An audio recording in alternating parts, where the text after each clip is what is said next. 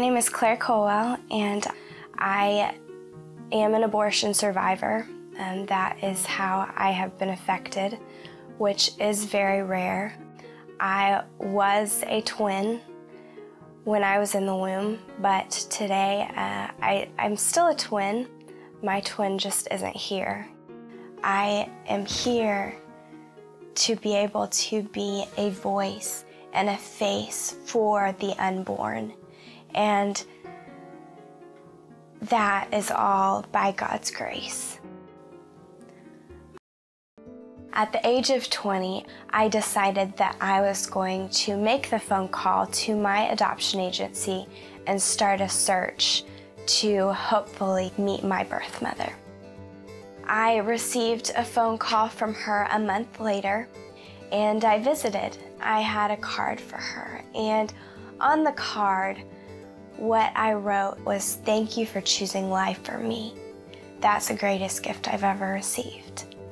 And as she opened this card, what were very, very happy tears began to turn into very sad tears as well. And she grabbed my hand and she took me into a back room, and she began telling me about her life. What she told me was she grew up in a family where her parents were divorced. She lived with her mother, and her mother worked multiple jobs, which left my birth mother making very adult decisions for herself. As she sought outside for love, for fulfillment, like many of us do, she found herself pregnant at 13 years old. Her mother said that there was only one thing to do. And that day, they got in the car, they drove to an abortion clinic, and my birth mother had a surgical abortion at 5 months along.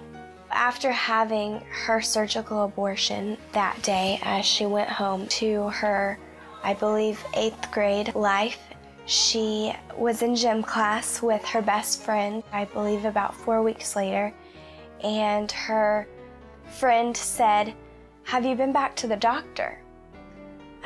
Things don't seem right. Maybe you should go get yourself checked out and make sure that nothing else is wrong." And so she had her mom take her back to the same abortionist to examine her.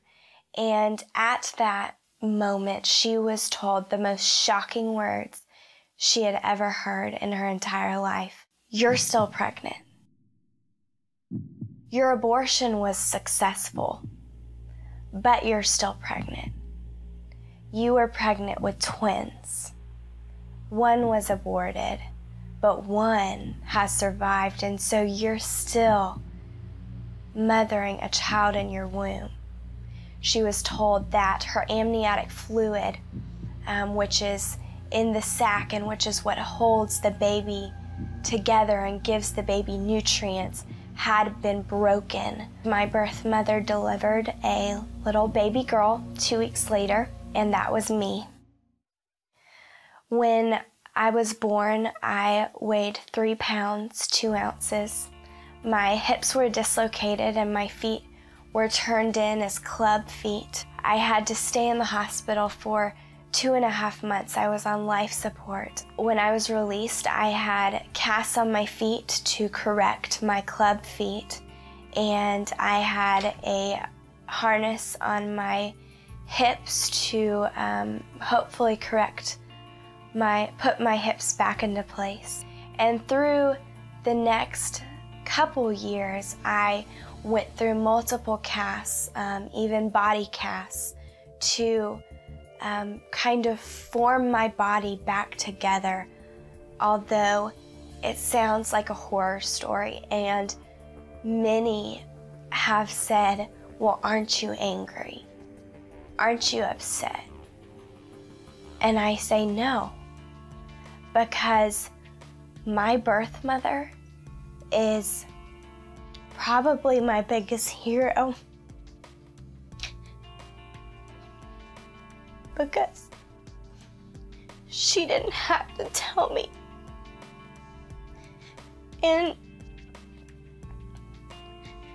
through her courage and through her strength and her selflessness, people's lives are being changed. Abortion doesn't just affect one person, it's a domino effect. And even though that happened, it has turned into something so beautiful. God has really taught me to rely on Him, that this is not about me, that it's about Him, it's about His grace, and it's about His amazing gift of life that He's given us. Even though life looks like a given, because we all have it, it's a gift.